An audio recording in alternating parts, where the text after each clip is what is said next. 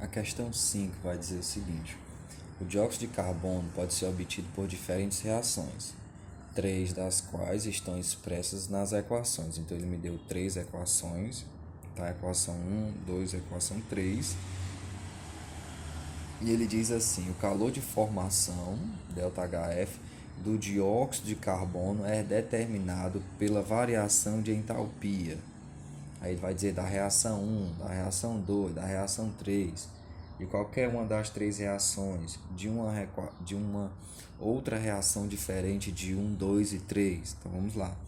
Se ele quer o calor de formação, tem que ser o quê?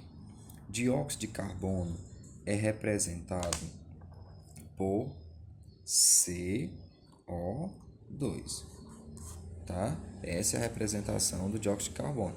Então, se é o calor de formação do dióxido de carbono, eu tenho que ter do lado dos produtos CO2, tá? 1 mol de CO2, tá? Porque a definição é o calor de formação é o calor liberado absorvido na formação de 1 mol. Então, eu tenho que ter 1 mol de CO2 do lado dos produtos.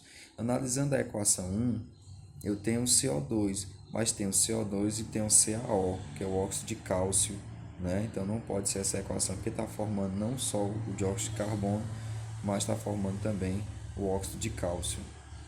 Não posso ter ela como uma equação que representa o calor de formação. Na equação 2, eu tenho também ele aqui, mas não está formando só ele. Tem água e tem cloreto de sódio aqui também, tá?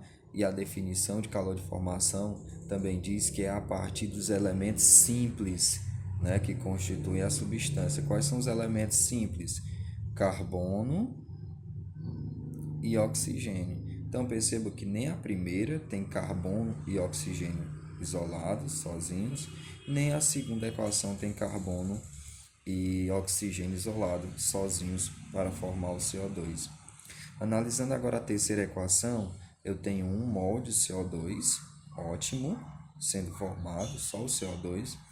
A partir de quem? A partir de carbono, elemento simples constituinte do CO2. E a partir do oxigênio, também elemento simples constituinte do CO2. Tá? Então, essa equação se encaixa perfeitamente numa equação que representa o calor de formação do CO2. Sabendo disso, tá? Nós vamos então ter a reação 3 como a reação que representa o calor de formação, tá?